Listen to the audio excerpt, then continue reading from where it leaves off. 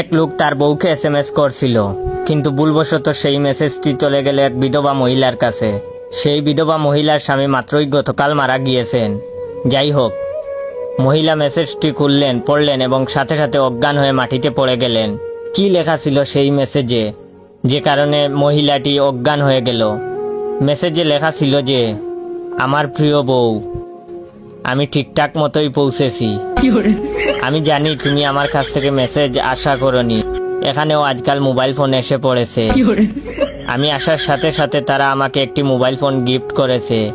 সেই মোবাইল থেকেই আমি তোমাকে মেসেজ পাঠালাম।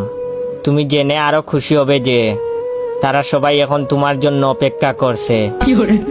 আশা করা যায় কাল পরশুর মধ্যেই তুমিও চলে আসবে। আশা করি তোমার যাত্রাও হবে আমার মতো সুখের। তোমার অপেক্ষায় রইলাম। ইতি তোমার প্রিয় স্বামী।